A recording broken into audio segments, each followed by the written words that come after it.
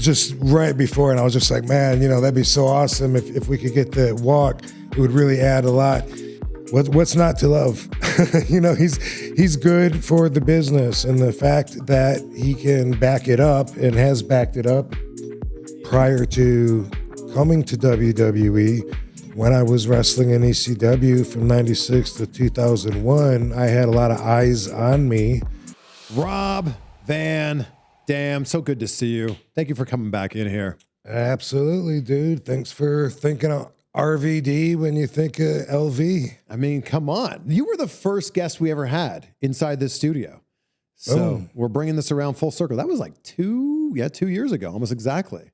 Shall not be the last. They are absolutely. They are knocking down the door to get on this show now. I would hope so. They're not, I mean, people are talking about your podcast. Hey, let's talk about my every podcast. Time your podcast comes out, all the headlines that come out of your show. Yeah, a lot of them don't give me credit. I noticed that. I noticed that too. Yeah, they'll take like little blurbs or misquotes or whatever, but then they don't say where they got it, and it's like the whole idea is like we're trying to get some numbers there, right? We're all trying to do the same thing. It's true. One of a kind. Yeah. But they were like, oh yeah, Rob Van Dam said this about Brock Lesnar. It's like, but where? Right. Where did Rob Van Dam say this? I think the show's great. They know. They do that on purpose because, right? I mean, because they don't want to put something else over besides their. I think it's just that dirt. I think that maybe wrestling journalism is not always following the rules they should be following. I think that's what it is. But you look like you're having a blast doing the podcast. It is fun. It is fun. Dominic, my partner, makes it pretty easy, so it's just conversation for a while. He does seem to ask me too many questions I don't know the answer to, though. That's like, what do you remember how you felt October 17th, 2004 in whatever, Mediumville, New York. What? No, dude, I don't know how I felt, man. Are there ever times when he brings up a match and you're like, I don't remember that match? Oh, yeah. Yeah, that happens too sometimes. But we also have, he has someone helping him with some of the questions sometimes too. So, but for the most part, though, it is fun, though. Yeah. And, pretty relative. He asks me every week, did you watch any wrestling this week? And if I did, then that makes it easy to target what wrestling we're going to talk about. If I saw a match or something, but I've been pretty far away from the TV for a while. So I usually have the same answer with that as well. Is not remembering matches, is that from being hit in the head or is that from smoking a lot of weed? Actually, neither. It's from having 8 million matches. Yeah. I mean, there's something I just saw on social media yesterday, or maybe it was today, but I think it was yesterday, and it was myself and somebody, and we tagged against Paul and somebody, and I was like, that match actually happened. I can't remember. Paul is in Triple H or no, Paul's a Big Show? No, Paul Heyman, neither. Oh, Paul Heyman, neither. okay. A lot of Pauls. Yeah, I guess that was pretty vague, huh? Man, I can't remember who would that have been. Me, but it was something random, like me and Taz maybe against Paul and Heyman and somebody. I don't know. It was just it was amazing. Have all the world's information here, so should we look it up? Yeah, we can see what we can find here. But that happens just from having some matches, But I don't have. By the way, I have a great memory. I mean, if that was a serious question, I have.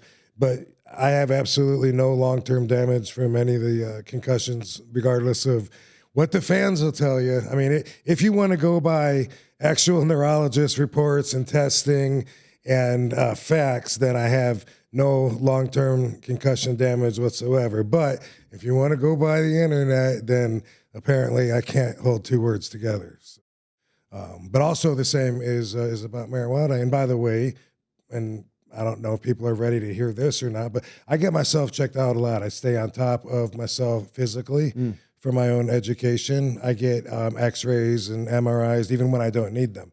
And recently I got my lungs scanned because I wanted to see what kind of condition they were in as a long-term cannabis smoker, right? Yeah. I got the reports. I had one doctor read them, and he was fairly vague. He said that they're good. There's no sign of any abnormalities, and and they look healthy. And I had another doctor look at them that was a little more specific, and he said that specifically that my lungs are clear, that there's no scarring, which is what happens from cigarette smoke, and there's no inflammation or abnormalities, and my lungs are healthy. And so, I've always said, that there's no proof anywhere that smoking cannabis leads to any kind of lung damage, and people aren't ready to hear that because it just doesn't make sense to them. They don't want their sense of what they think is common sense, to be challenged. But years ago, Mark Emery, who was the Prince of Pot, a very famous activist from Canada, that the U.S. wanted Canada to extradite him here for selling seeds. He sold so many.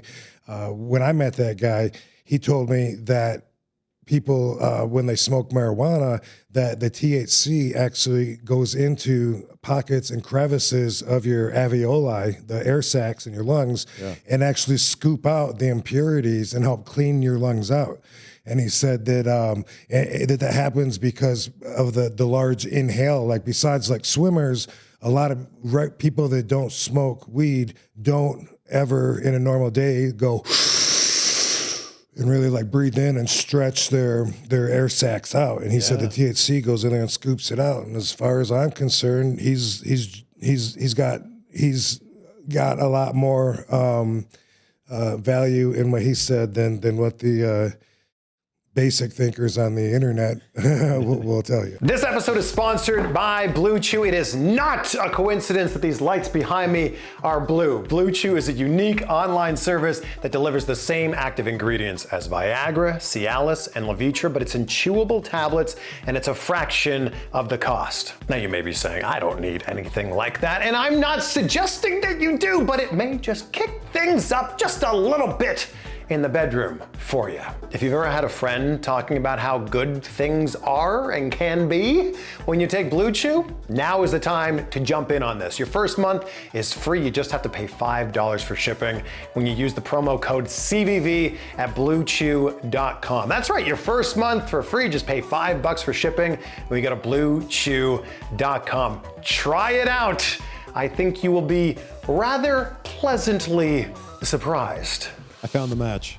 Big Show and Paul Heyman versus Rob Van Dam and Hardcore Holly. Oh, okay. Yeah, see, I don't remember that match happening. No. It happened. It's strange to me that I do remember most of them. That I remember the years that I came in and left all the companies and stuff, like over 30-some years. To me, it's kind of amazing that I can just like pull most of that out of my head. But I definitely don't remember every match. You've had so many. And a lot of them are just thrown together. You get there and you wait until they throw the card up on the wall. They tape a sheet up there on the wall, and you look at it and you go, okay, me versus Hardcore Holly, I'm on fourth. All right, cool. Or shit, I'm on first. Or good, I'm on first. I'm out of here. Whatever. Yeah. But that's usually how it works. And then when you leave, the match kind of leaves your mind a lot of times too, unless you have that match repeatedly. And that match, I don't think has happened more than that one time. Not that I know of. I always ask WWE Hall of Famers this. What's the inscription on your WWE Hall of Fame ring? Inside of it? Yeah. Rob Van Damme. Okay. Because some people put a quote or a date or something. Yeah, I don't think I've actually seen it. The writing's so small. Yeah, there it is, Rob Van Damme. Can I see? Yeah. Oops. Oh!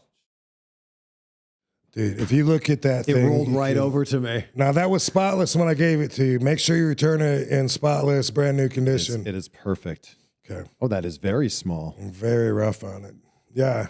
So that's why this lighting made it easy to see There it is, yeah. Yes, we're good. Dude, I'm really hard. I use my knuckles a lot. Oh my gosh, yeah, you've open chipped up doors. it. There's so many. Yeah, I'm ready for it to fall apart. I feel like they should send you a new one at this point. You've only had it for 2 years. Yeah. It's already falling apart.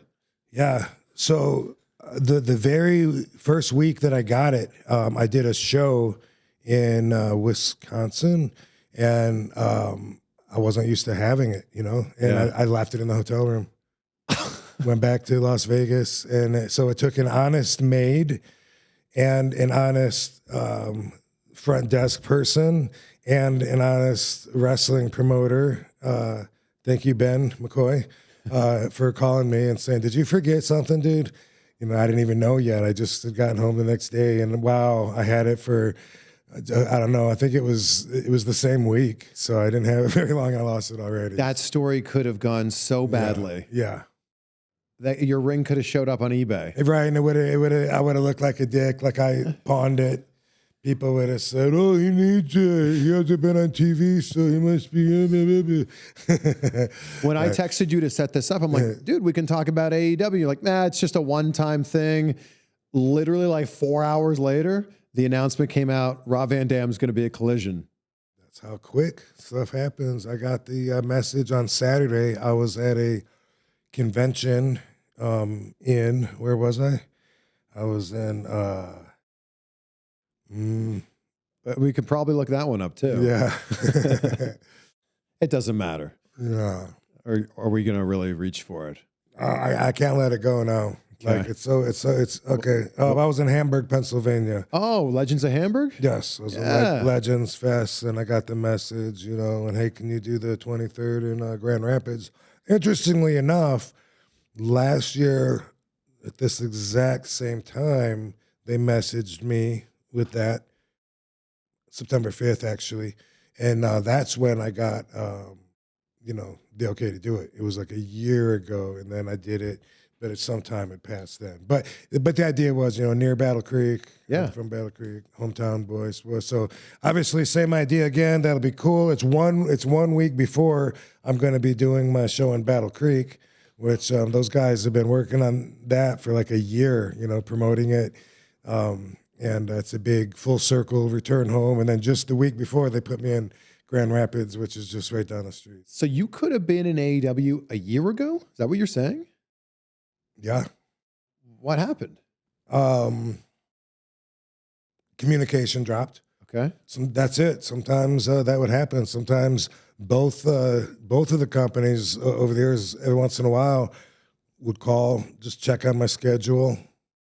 Like check, are you available? And then you Boom. That's then it. you hold the date.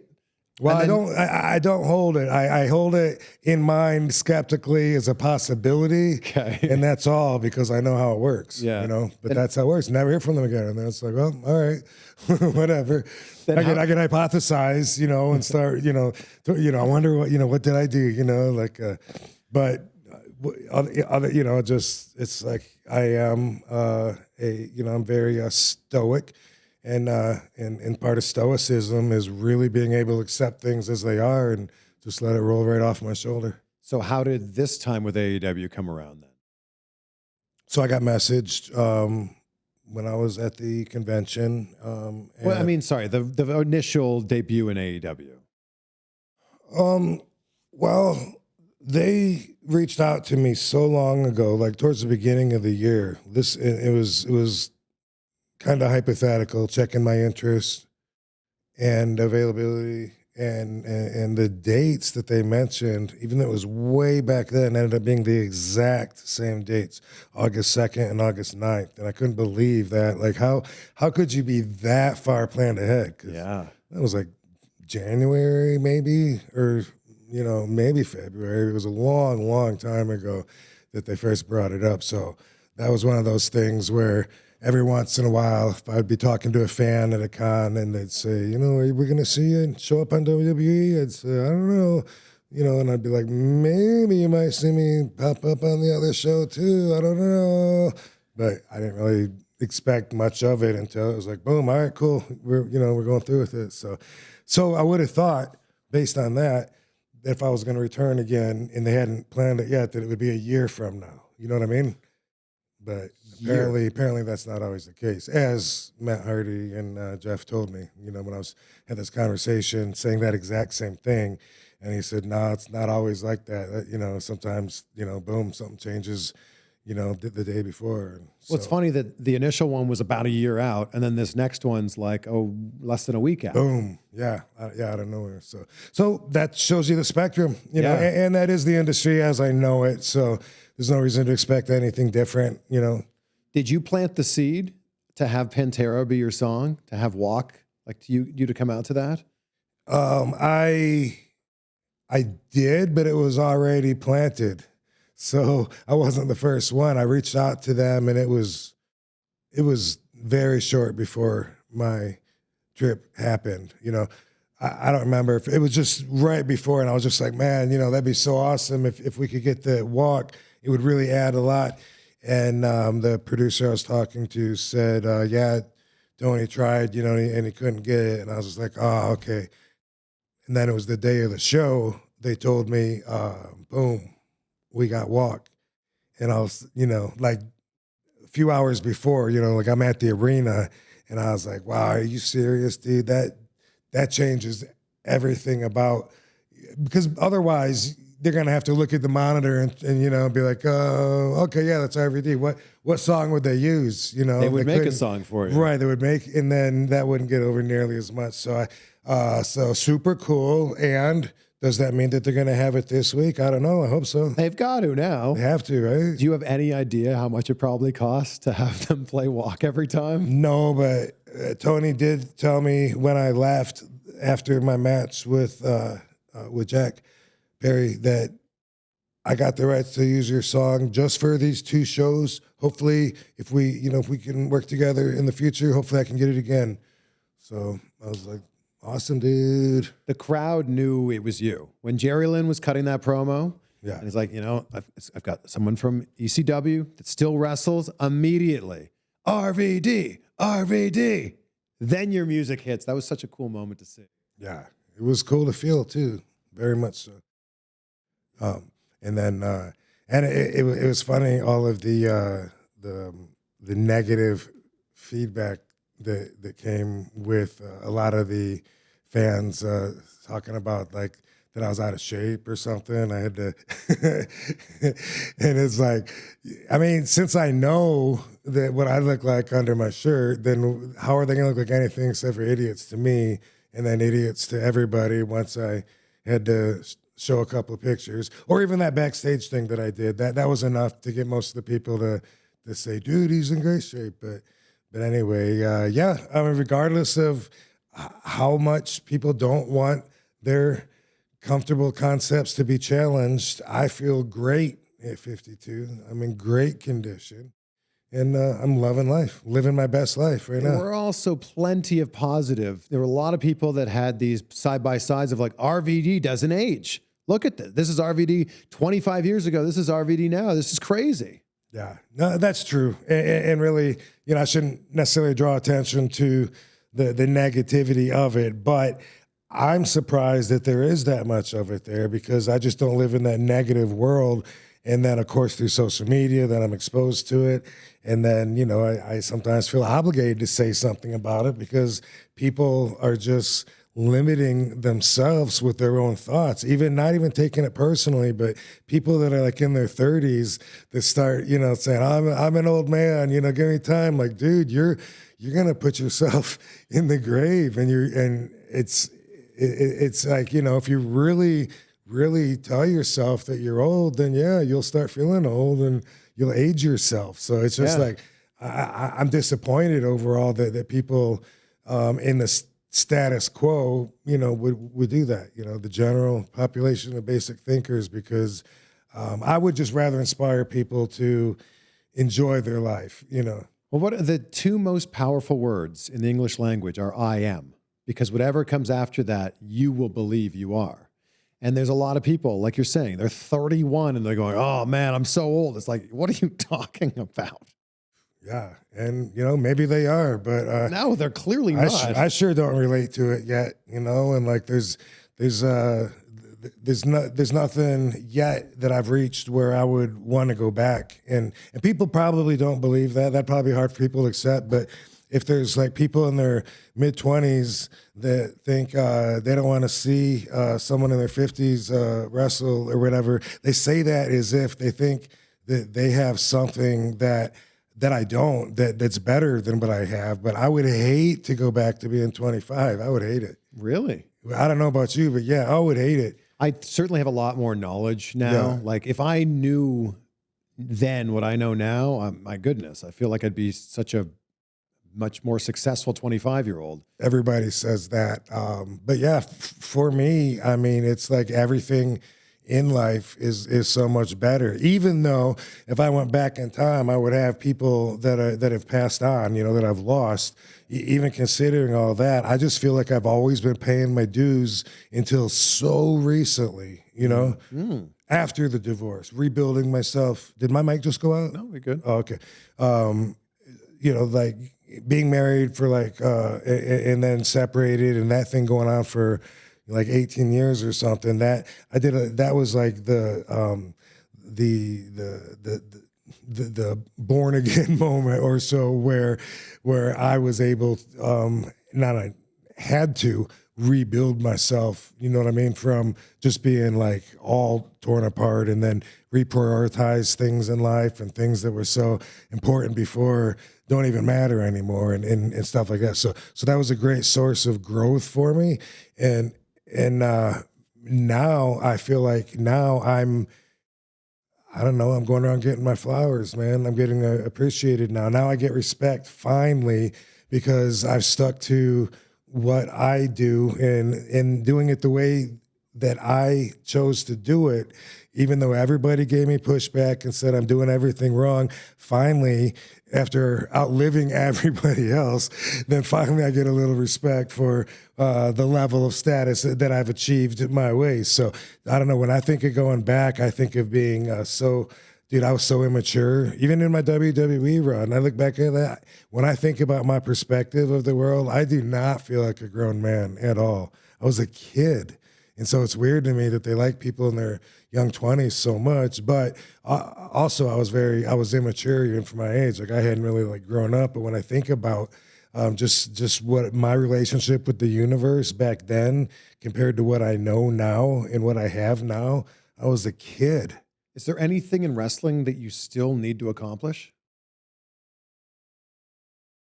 No, need is a pretty strong word, dude. And part of being fulfilled, which I am, is really having no need. That is the most RVD answer ever. I love that. Anything else you want to accomplish? I mean, look at your resume. You've done it all. I always go with consistency, as much as they try to expect me to change and even change the path that I'm on and expect me to evolve towards that and to conform towards a different pathway. I don't do it. I'm down for consistency. I don't have a goal. I do it because I enjoy doing it, and it gives me a hell of a reason to stay conditioned, and it's awesome to still connect with the fans and stuff. But there's not some dream that I have that I gotta be on the Chris Jericho cruise. Do you think about how much longer you can wrestle for? Not really. No, I mean, sometimes the thought goes through my head, like if I'm having a bad travel day, for instance, I'm done. I hate this, I just want to be home. Traveling sucks. I'll have those moments inside my head, but they usually don't last that long. And I used to think I was going to retire. That was like several years ago, and I thought I was probably close to hanging the boots up. And now I just don't even think I will. I think I'll be like Dory Funk Jr. and just I may quit taking bookings, but I don't think I'm going to make a big deal out of being retired, because the credibility of wrestlers retiring is so blown anyway. So I don't. Sabu used to say it'd be cool if we did a retirement tour and we went around the world and wrestled for all the companies that we've wrestled for. But the timing of that didn't work out too well because he finished up before me. You talk about your conditioning, and your conditioning is top tier. I love seeing the photos of you doing the splits across the chairs, doing the Van Damme lift. Can you still do that now? Yeah, I just filmed that recently with that. What I say, haters or doubters will be held accountable. You saw that video, right, on Twitter? So that was that was a few weeks ago. That was before my match with Jack Perry. But I still stretch and still keep in condition. My pre-match stretch is something that I don't do as often because I don't wrestle as often, and that really is the best stretch where I'm stretching for a full hour, going through every muscle and 3 or 4 different positions, complete body check and test. And it's a real self-learning experience. That for years I've thought on and off about trying to have a platform where I could share my stretch, and I filmed it lots of times. And even at one time, I was at DDP Studios, and he was going to distribute it, which is a shoo-in, right? Of course. Boom, yeah, winner. But I can't really translate what's going on in my head when I'm stretching in a way that I'm comfortable with. And I tried walking Stevie Richards through it at DDP Studio one time, and we got like halfway through, and he said, that he understood what I was saying, but it's such an inner experience for me that I've come to believe that maybe it's just for me and it's not something to share. There's so much, it's not just positional, but it's like, it's balance. It's where you hold your weight, it's pressure, it's breathing. And then it could be like twisting your hips this way. It could be like bending back and looking up. And and first you have to teach your muscles to trust you to relax so that they don't contract against your stretches, because that's counterproductive. And that takes a long time of being inside yourself, because your muscles don't want to be injured, so they're protecting themselves. And so when people are grunting and groaning and they're fighting their own stretch, that's the opposite of what you need to do. You need to have that muscle go to sleep and then trust you to elongate it just past the comfort zone there. And it's like there's so much going on. I don't know how to do it. Flexibility is so underrated. It needs to be talked about, I think, by way more people. It's the reason Tom Brady played football till he was 45. I recently had Kurt Angle on the show, and he's like, dude, I never stretched. I wish I did. And now Kurt Angle talks about like he's in pain every day. Yeah. And I would imagine you're probably not. Yeah, no, I feel pretty good. And I feel better now in my 50s than I did in my 40s, by the way. And a lot of that, I had like back issues. And I went to Cedar Sinai in 2012-ish, because it was like the end of my Impact run. And anyway, compressed discs, bone spurs, and arthritis and bulging disc and all this stuff. Dude, that stuff, it went away. It went away. It bothered me for so long, and now it's like I don't have the back issues that I used to have. So that's part of why I'm in such a good mood now, and why I'm like, why retire? Because now my body's feeling good. And I mean, there's a lot of things that I do different. I'm always progressively doing things different. What if it was something like just like taking sugar out of my diet? Could that be? Maybe. But I can't tell you that that's what it's from, but I can tell you that I feel good, and and I look pretty damn good too. I'd say. I've also never seen you in a bad mood ever. Yeah, well, it's not something that you want to see, because I don't have a wide range, and when I'm in a bad mood, I can't just snap right back. I can't just change moods like some people. Like a dog, and then they'll just like turn their back on the dog they just bit at. Like, dude, that dog is gonna swing on you. You just started a fight. You can't turn your head. Yeah, you probably remember. I'm sure you heard the story about when WWE wanted to get me so pissed at that match with Jericho, a run-in with Jericho, and all day long they were like, because they thought that's what was missing. That was where the money is an angry RVD, and so all day long. They're like, just think of something that makes you like really mad. I was like, I got it. Get away from me. Like they were really making me mad. And then like right before I ran out there, or before Jericho went out there, and then I did a run in on him, I guess. But before he went out there, and they had told him too, like get him mad, work with him, And he said something. He said, just act like I hit on your on your wife. And I was just like. That just kind of like the camel, the straw that broke the camel's back. I was just like, that's it. I got so angry. I went out there during the run-in, bam, bam, bam, bam, punched him in the face, slammed him, splashed him, threw the belt on him. I was supposed to cover him and do my own count, 1, 2, 3. He was the champion. Yeah. That would have really meant a lot, but I I couldn't even remember to do that because I was just so angry. I had to go right to the dressing room, threw everything in my bag, zipped it up, went out to the car, threw my bag in the car, went back to the hotel, and I was pissed until sometime the next morning or the next afternoon. Like,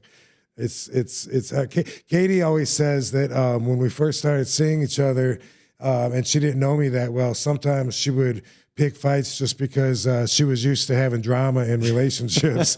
And then she learned that it's not worth it because I'll stay angry, for a long time. And so she quit doing that. I feel like the essence of RVD was summed up in that segment with Matt Riddle. The dude, bro. Yeah, there you go. Whose idea was that?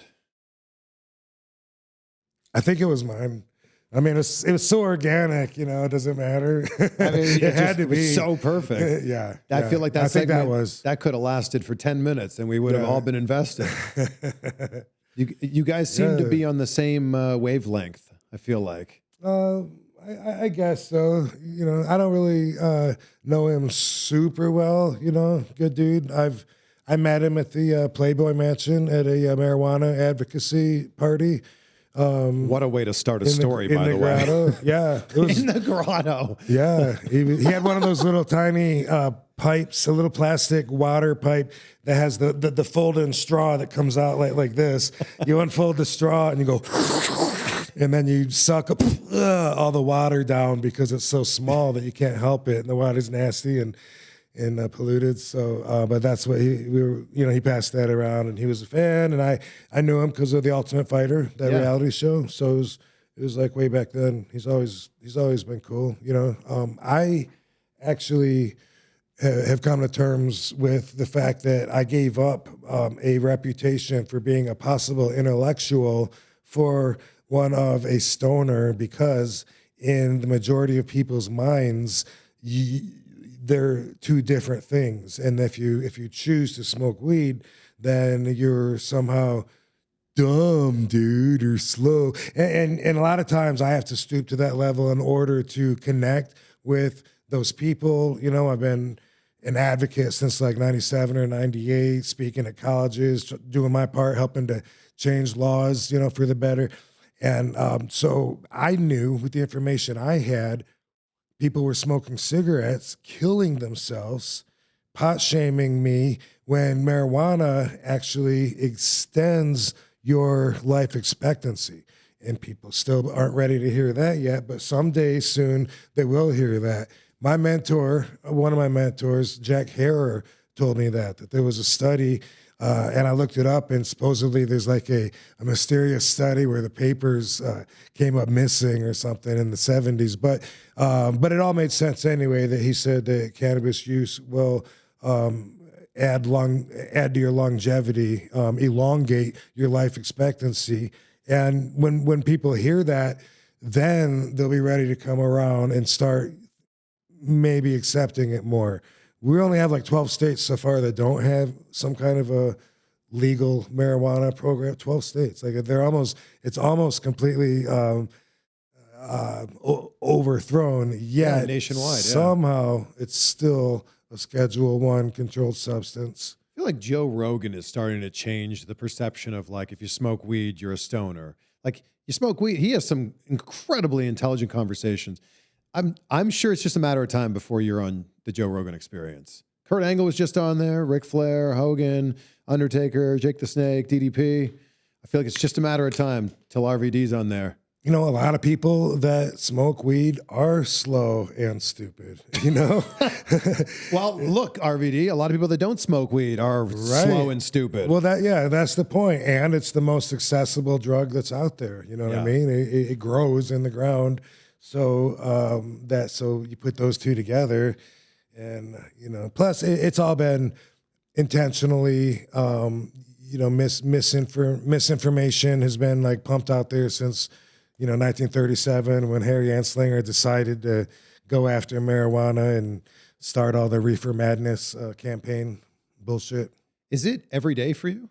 Yeah. Like as soon as you wake last up? Last time I did this show, your first show. Oh, that one. RVD, yeah. That was funny. The headlines read, RVD says he wrestled high 100% of the time. And you know, my career's been all downhill after that. I got to tell you, man, it destroyed me. Yeah. If I have it, then yeah, I'll smoke it every day. Some days I don't have it, and it's not a big deal because I travel a lot. Yeah. So sometimes, you know, I hop on a plane and I fly and I'll take a red eye and then I sleep and I get up the next day and I go and I do an appearance or go to the building or whatever. And all of a sudden, hey, it's been a day and a half or 2 days and I haven't had any. No big deal. Like it's like I choose to use it, but it's not like I've ever felt like I need it. When you're at home, it's all day, every day. Like if I am just doing that, yeah. I mean, I always have like other stuff to do too. Sometimes, you know what I mean. I got a nap, bro. You know, Godfather sat right there and said he smokes more weed than you. He might. I don't know. Do you believe that? I believe it's possible. You ever smoked weed with Snoop? No, never met Willie Snoop. Nelson? Nope. I feel like you're right up there on the Mount Rushmore of weed smokers. I feel like I'm told I'm not far from most people. So yeah, but although I think Snoop told a story about smoking with Willie Nelson and being like, that was on another level. Yeah, like his stuff was crazy. Yeah, well, you know, I'll wake up and usually I smoke 2 doobies in the morning, just like Bob Marley, and I'll drink coffee, and then after that, I'll either do something, as in go to the gym, or I got to make some calls, or I got to maybe go somewhere, pick something up, whatever. Otherwise, you know, if I decide to go ahead and roll that 3rd doobie, then that usually kind of changes the day and makes it more of a mellow day after the 3rd one. But yeah, I'm pretty much rolling all day. But anywhere I think probably between 5 and 10, with a factor being sometimes, you know, like if Katie's there, you know, people don't think about that. But if she's smoking with me and smokes half the doobie, then I'm only getting half as much, you know. Ooh, true. People don't think about that with weed. They think about it when you think about, you know, the two of us drank a 5th of whiskey together, then they think about it. But for some reason they don't. And you know what else they don't think about it with? The strength of pills. When they talk about, he had 5 Vicodin, bro. Like, okay, was that 5 milligrams, 7.5 milligram? Was it 10 milligram? Because that makes a huge difference in how much it was, right? But people don't think about that at all. I don't know why. It's just, there's a basic level of thinking, and that's where most people are, and it really just has to do with survival and thinking everything for how everything affects them. I talk about that on my podcast all the time. Have you met Jean-Claude Van Damme? I met him one time, very briefly, in Venice Gold's Gym. Like how long ago? I feel like it was, well, let's see, six or 7 years ago. Oh, okay. So relatively recently. Yeah. There's still people that are blown away to find out you're not actually related. Yeah. I'm asked this almost in every interview still. That's crazy. I think I just talked about it at the convention that I was at in Hamburg, and it's something a wrestling promoter gave me the name, and I was inspired by him, you know, but I don't remember ever anybody telling me that I resembled him. You kind of do. Well, once Ron Slinker gave me the name Rob Van Dam, after that, now I'm used to hearing people say that. Some people think that I'm him. They'll start, you know, I loved your movie. And I'm like, I wonder if he really means one of my movies, because I do movies. And then if they say something about, you know, Cyborg was great, I'm like, oh my God, they think I'm Jean-Claude. Because, you know, you hear everything from people, you know what I mean? Like they really, you know, it's harder and harder to be surprised because they say like a lot of ridiculous things, but sometimes they think they're talking to him. And of course, a lot of people will say, dude, I swear to God, man, you two need to be brothers. My mom always tells this story about someone that yelled at her and said, well, then why the hell do they look so much alike? You guys don't even spell your gimmick name and his real name the same. But let me stop you right there. My gimmick name and his gimmick name. Oh, that's true. Yeah, that's right. But he spells it D-A-M-M-E. Yeah. How do you pronounce your real last name? When I'm talking about my Polish name and not my Belgian one, It's Shatkowski. That's the European way to say it. Speaking of your acting, I was looking some stuff up for this interview. His last name is Varenberg. Varenberg. I came across this headshot. Beautiful. And I'm like, is that actually RVD? Yeah. Because you got like the Dolph Ziggler hair here. Like, is this just one of your headshots? Yeah, it's just for the composite card agent. Wow. Agents. What a look, you know? Like, that's like a glamour shot there. You think you've ever got booked off that? Maybe. I don't know. That's a heck of a look. I don't know. I don't know. I'm always so behind. I'm a horrible client for my agents. I hate to do auditions. And I told them a long time ago, don't send me on auditions. But sometimes they sneak one in and say, well, no, this is a meeting, you know, but then they want you to film on camera. And it's like, and then I don't do that half the time. They're like, dude, I send your pictures out. Tell them I represent you. You'll be available. And then you don't follow up. And I'm like, I meant to. I suck. I'm sorry. But when they just want to book RVD, then I'm interested. And that happens enough, you know, except for now, of course, the strike. You know, but I had like 4 or 5 things on the table that all got put on hold because of that. And wow. So hopefully that will come into play when it's meant to. When we look at your whole career, I feel like there's certain people that you had this amazing chemistry with in the ring. Jeff Hardy's one of those that immediately comes to mind for me. What is it about you and Jeff Hardy that just works so well? Well, we're like-minded in what we think is cool about a match. And that has a lot to do with it. You know, when you think about what inspires you as a fan, because certain fans, you know, there was 4 of us as kids that decided we were all going to be wrestlers. Me and my best friend Dango, and then we had Robert and Eddie, and we would always have these tag matches. And we learned way back then, but when you're a kid, you're so judgmental. You know, we would tell Robert he was so stupid for the things, you know, that he liked about, and the wrestlers that he liked. What do you like him for? He's fat. He doesn't do any moves, you know, and he's got the best chop, though. You're like, oh my God, that's so stupid. Oh, chops, that's really cool, Robert, because kids are stupid. But we'd be like, okay, we want to get these big moves that we're going to put in the match.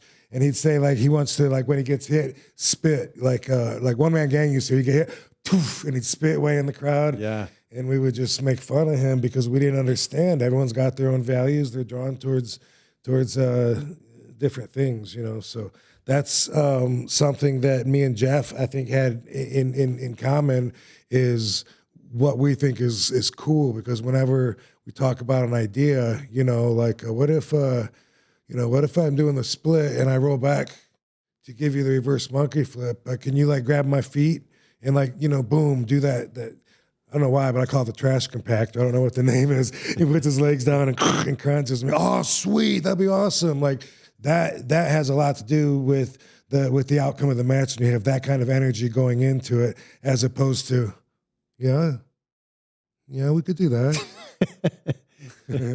I love the title versus title ladder match that you and him did on Raw. Was it European title versus Intercontinental title? That match was fantastic. Yeah, I don't remember specifically how many matches we had. I remember the Invasion one because I've seen that or clips of that played so many times over the years, and I know that that's everybody's favorite outfit, the Bengal tiger striped outfit. So that stands out. As well as a couple of moments in the match, like when I gave him the Van Daminator out of the ladder and it sent him into the pit. That was a highlight for me. Van Daminator, this brings me to this. Does Shane reach out to you and talk to you and go, that's a move that I want to do? No. That would have been respectful. But he just would have been respectful. Not expected, but it would have been, you know, very respectful. But the way I understand it, Paul Heyman showed him a video of me doing it and said, "Can you do this?" Oh, I love your Paul Heyman impression. Keep going. And gave it to him. And so, you know, obviously a lot of people saw that didn't see ECW, so they think that he came up with it. They think that he came up with Coast to Coast? You know. And really what sucks about it is like the people will always call my move Coast to Coast after that. And the agent, like they always wanted me to do it.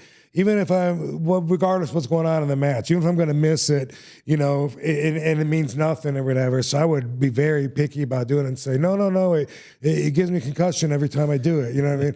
And just like with the splash, they always want me to miss the splash. So I'd say, well, no, it hurts my ribs when I, you know, you had to have like things like that to counter them making you do things that you don't want to do because it lowers the value of it when you do it all the time. And so anyway, whenever it would come up and they would say, and then, you know, can you do the coast to coast? No, I do the Van Terminator. Coast to coast is a trash can that's put in the ropes so that you don't have to go that extra 3 feet because you can hit the trash can. 3 feet's exaggerating. That'd be a pretty wide trash can. Maybe 2 feet. 18 inches for sure. Definitely. The reason I think that your frog splash looks so good is because it looked like you were inflicting damage on yourself as well as on your opponent. Did it ever hurt you? Oh, of course. Yeah, and there's a lot of moments that people don't know about where you're already hurt before the match. And as a matter of fact, probably maybe most moments, sometimes at least half the moments, you know, like when you get to the building, you know, it's like, hey, how you feeling today? Anything bothering you? You know, it's like, no, you know, my shoulders bother me a little bit, you know. And if you're Tommy Dreamer, then you say, Tommy would say like, you know, my back hurts. I'm good, except I can't take a backdrop or a body slam or a suplex or a forearm or a chop. But man, I don't know if you've ever had bruised ribs. No. It's so painful to have bruised ribs, and it can last for a really long time. So that very famous match that I had with Eddie Guerrero, the ladder match, he goes over the ladder, does a senton, and lands on me. That moved my rib, and where my rib connects to my spine. And that bothered me for years. In fact, that was the source of the back problem that I was telling you just recently went away. And that was back, he died in 2005. And that just like 2 years ago, that stopped bothering me. Wow. Yeah. But what I was going to say, though, was while that was, it would come on and off. It would come on maybe for like 4 months where it just hurt so bad. There was nothing I could do. I'd go to chiropractors. I go to all these physicians that have like a pile driver around my back. trying to loosen it up, and I just had like this knot where my last rib connects into my spine, and like I say, bulging disc, compressed, blah blah blah.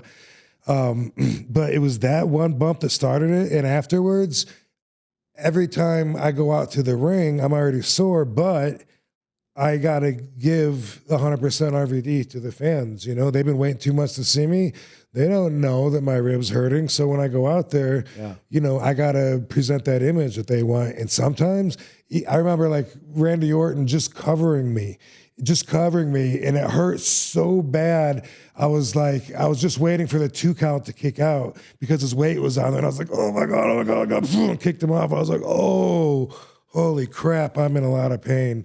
And there was times, you know, that lasted through my TNA run too. Like I remember when I was with TNA in 2010, 11, 12, my back was messed up through all of that. There was times where I couldn't even reach my boots earlier in the day, and I'm like, how am I gonna be doing the Rolling Thunder tonight? Holy crap! But with enough stretching and drugs and warming up and whatever I could do, you know, I sucked up and went through. That's crazy. Yeah. What's a move you do in the ring that doesn't look like it'd be painful, but it's way more painful when you do it?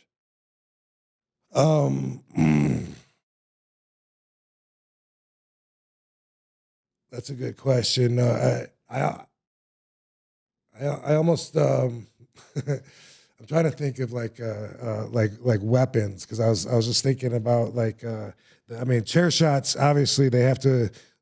I mean, when Balls Mahoney is whacking with a chair, I hope people know that's coming in. Like that's getting hit by a car. Like if anybody watches that and doesn't think so, then that's one of them. I was thinking about like when people And again, I go back to being more sorry, Tommy. But like with some of the guys that have like cookie sheets and stuff like that, like anybody knows they can take a cookie sheet and whack. It might sting a little bit, if anything, but you're gonna knock a 300-pound man down with an aluminum foil, wrapped in something. Something I don't know, dude. Something that hurt. Well, taking. I'll tell you one move that taking. That I've never ever learned how to take without it killing me, and that's that the Bob Holly does it, and it's like the Alabama Slam. Yeah. The Patriot Del Wilkes used to do that to me in All Japan, and every time like wham, like I hit the back of my head, it knocks the wind out of me, and I never want to tell them though, you know what I mean? Because my ego doesn't let me tell them, so I'm just like, send it in, brother. Yeah, of course we'll do that one. Yeah. I've always hated that move. Yeah. I think some of the chemistry you had with Shawn Michaels is really good too. Like a lot of people talk about their best matches are against Shawn Michaels. I feel like, a lot of people talk about how easy it is to work with you too. So when you put two people like that together, it's magic. Yeah. We could have had a pretty good program probably. I think with the timing, well, we still could have done it with him there. I was going to say the timing. Like, I feel like I was peaking more when he was already, coming back down or whatever. But that's really like nitpicking it, and probably not even a big factor now that I actually talk it out of my head. You know what I mean? Because he's still been around long after that I think one and done match that I had with him. Yeah, I think it was only one match. When you did the Paul Heyman impression last time, people were so bummed you didn't do the Shawn Michaels impression. Oh yeah. Can you give it to us now? Well, I don't like to call it a Shawn Michaels impression anymore. You know what I mean? Like, looking back at it now, like I got to be kind of a dick to be making fun of somebody that has an eye that's off focus. As seen in Headstrong, produced by Joe Clark and RVD, available on Amazon. In 2016, I had a concussion that gave me double vision, and that lasted for the better part of 2 years. I had to go to vision therapy, and this is where I saw the neurologist, got the MRIs, had to pass a bunch of tests and stuff, and how I know now that I don't have any long-term concussion damage, unlike a lot of my peers. But having gone through that experience, though, I feel like what a dick I was, to make fun of him because that has to suck so bad. Losing your ability, first off, to be able to focus. For me, it threw me off my game like completely. I was missing all these appointments, and I was just so confused like the whole time. It was just so weird. And it wasn't like I didn't have any memory loss or anything, but just as side effects of having my vision messed up like that and having to deal with that. But the headaches and everything, So you regret the HBK impression? I don't know if I live with regret. Like I've talked to him about it a few times, and he always says, no problem. He doesn't take anything seriously, but I tell him, sorry anyway, like that he didn't deserve, for me to attack him like that for any reason except for being the man that he is, and that's why it's funny. He's attacking top guy or whatever, and especially when someone like that other people wouldn't necessarily go after. But I can wiggle my eyes, I can wiggle my ears, I can wiggle my chest, I can do that too. We can like peck pop like The Rock here. Yeah. Certain people, certain people have more ability to control their muscles than others. Can you wiggle your ears too? I can wiggle my ears. Yeah. Can't wiggle my eyeballs though. Wiggle your eyeball? Oh, you can't cross them, you mean? I can cross them, but I can't do the thing you were doing. Was I wiggling my eyeballs? No, like I can just do this. Oh, okay. Yeah. Well, no, this will be the thumbnail. No, RVD we won't make this the thumbnail. But yeah, I mean. Oh, so this is what I'm talking. That's crazy. What are we doing? Really? Yeah, that's not normal. I don't know. All right, that's not normal. That's crazy. Yeah. I don't know.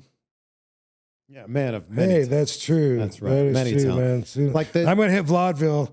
Go out on stage. Nobody knows what vaudeville is. Vaudeville, right? Vaudeville. I know you don't know. Forget it. I know what vaudeville is. I don't know what vaudeville. Vaudeville was like the The old timey. Oh, am I saying it wrong? It's vaudeville, right? VAUDE. Vaudeville. Is it? And am I combining it with the vampire Vlad the Impaler? Is that what I'm doing? Maybe. Vaudeville. Yeah, vaudeville. Really? And there was the tag team in WWE, the Vaudevillains. Okay. Yeah. Yeah, I guess I'm saying it wrong.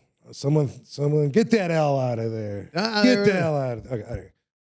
The Paul Heyman impression, though. Is it just the years of spending time with Paul? I just pay attention to people when they talk, you know. Who else can you do? So, I don't know. Who do you want to? Give me some more Paul Heyman. It's so good. Well, a lot of people say I do a good P. It's Michael Hayes. I used to do Johnny Ace all the time. So good. Mm-hmm. Some more Paul? Okay, listen. Paul, what's the difference between giving you a check now and having it in your mailbox when you get home on Tuesday? What's the difference? You said, come back to the podcast here, because we started off the show with it. Rob Van Dam's podcast, One of a Kind. Yeah, it's on Premier Streaming Network. I just was at the Premier Streaming Network Wrestling Showcase with Josh Chernoff. Oh, cool. Yeah. Cool. I love Josh, and congrats Awesome. to him on everything he's built. Yeah. And you can listen to One of a Kind wherever you're listening to this right now. You had some really kind things to say about Brock Lesnar. You were talking about just like how special of a talent he is in pro wrestling. Yeah, I'm a fan. Always have been. Definitely. You know, like what's not to love? You know, he's good for the business, and the fact that he can back it up and has backed it up and can go on, you know, when he was UFC world champion, there was like, there's nothing else that would legitimize if you want to go that far. He's the baddest man on the planet. Yes, and what we do doesn't get enough respect because every fan thinks they can do it, and that seems to be more and more what they're after, you know, like with that all-inclusive, whatever it is, it seems like they're reaching out to get normal people, like to get a skateboarder and a basketball player. It seems like athletes that are normal kids or whatever, so that people do relate more, and then people do think it's easier, and then everybody can do it. At least that's one observation I've had looking at where it seems to be going. You know, when I grew up, someone had to tell me that they could get me in, you know, if I started lifting weights and stuff, they'd get me in. Otherwise, I don't think I ever would have had the idea. These guys were just larger than life. Like, don't you have to be born a pro wrestler? You know, I didn't think I could do that. It is amazing to me when I see independent wrestlers who have clearly never seen the inside of a gym before. And I'm like, that feels like step one. Even just for the cardio, that feels like step one of like, you watched wrestling growing up, you know what most wrestlers look like. Just start to lift some weights. Yeah, you know, when we had Spike Dudley in ECW, that made him so different because he was so small. He was 150 pounds, and he would just take a hell of an ass whooping. You know, we would just throw him around, beat the shit out of him. And of course, the fans would really get behind him. And he would like sneak in a few moves, you know, and have a comeback, and people would be like, yes. And that was so fun, but he was so different. But then obviously he's going to have fans that are going to be inspired by him. But he still lifted weights. Yeah, I don't think he did. Really? No. Wow. No, Spike wasn't one to lift weights. And you know, why would he? Do you have a favorite Spike Dudley moment?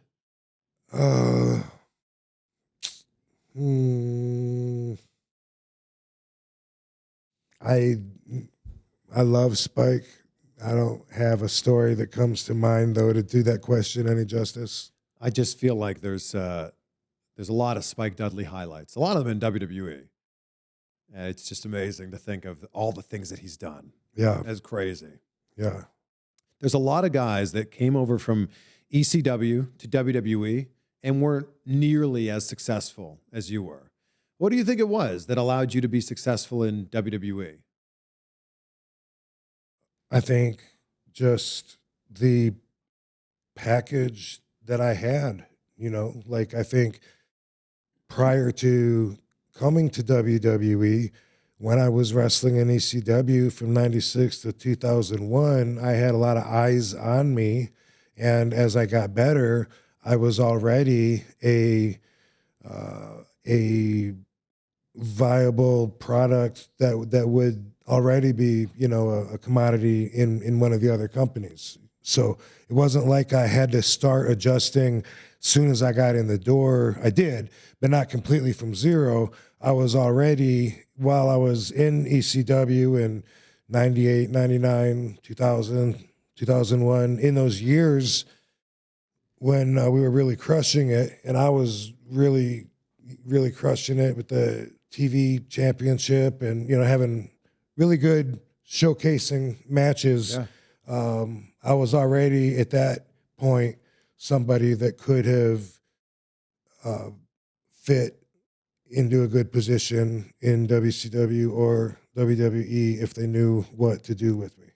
I feel like a lot of fans are surprised to find out that you never won the ECW championship in original ECW. How much longer would ECW have had to gone, you know, stayed in business for you to have won? I feel like you were right there. Well, how can I right answer there, that? though? Yeah, how would Maybe I 6 months, though, a year. Like, I feel like you were right there. I really enjoyed my mission. You know, like RVD understood the assignment. I have the World Television Championship belt, and I'm making it mean at least as much, subjectively more than the World Championship belt. Because during those ECW shows, a lot of times the fans would be chanting RVD, RVD through the whole show. You know, like through the earlier matches, in between them, waiting for me to come out. And then, of course, when Walk hit, I'd make him wait another couple minutes before I'd even come through the curtain. So you were my favorite. You were my friend Greg's favorite wrestler, Greg Kuzak, and he loved how long your entrance was. Walk would repeat like more than once as you just walked around, just posing, just walking around the ring. Yeah. So I got to give my buddy Greg a shout out. Yeah, man, I was tapping into that energy from all the fans and plugging in is what I was doing. And, you know, first I'd have Fonzie blow his whistle so everybody could just hear him. Yes. And then send him through the curtain first, and he'd come through, and I'd still be back there doing jumping jacks or push-ups or taping my wrists up or something. So yeah, that was good times. And point being, I really added a lot of value to the World Television Championship, and I would have been fine if I would have stayed on that path, and if Mike Awesome would have stayed and been our heavyweight champion. And not gone to WCW? And not gone, yeah. I wanted us to be the opposite pillars that were holding the whole company up. And then I wanted, when it was big enough, to face each other. But I really wanted to build that and then have the TV championship versus the world championship and wrestle Mike Awesome, you know, one-on-one for the first time. I really respected him as a wrestler, as a champion, you know, being in that position to represent ECW. I thought he was a great foot to put forward, so to say. And so that's what I would have liked to have seen happen. I think we would have all liked to have seen that happen. He was so dominant as the ECW champion. Yeah. And I loved how on commentary, they were always talking about like how big he was. And I specifically remember them comparing him to the WCW champion at the time and the WWE champion at the time, and being like, he's way bigger, he's more athletic. And I'm like, oh my gosh, they went there. And it was true. Yeah. Yeah. Look, RVD, it's always so good to be able to spend some time with you. Thank you so much for coming by. I end every conversation with gratitude, which I know is a big part of your life. What are 3 things in your life that you're grateful for right now? I am grateful for my health. I'm grateful for my wife, and I'm grateful for all the love, and not necessarily in that order. Love that. And everyone can go check out One of a Kind wherever you're listening. And on my YouTube page, too. Can we plug that? Plug it all. At The Real RVD. All my social medias, The Real RVD, and that's where we are putting the clips of the One of a Kind podcast and putting full episodes there as well. So we'll tag that down below if you're watching this on YouTube. So go follow RVD. Go subscribe to RVD, CVV and RVD. So good to see you, man. Boom. Appreciate you. Let's get one of those. Hey, dude, you're looking jacked too. I saw you working out with Mike O'Hearn. Oh, dude, that guy is a beast. Yeah. Yeah. He is. I just turned 40. I wanted to be in the best shape of my life at 40. Hey, congratulations. Here we are. Man. How about we do one of these? It's CVV and RVD. Damn, I know who that is. Boom. This guy.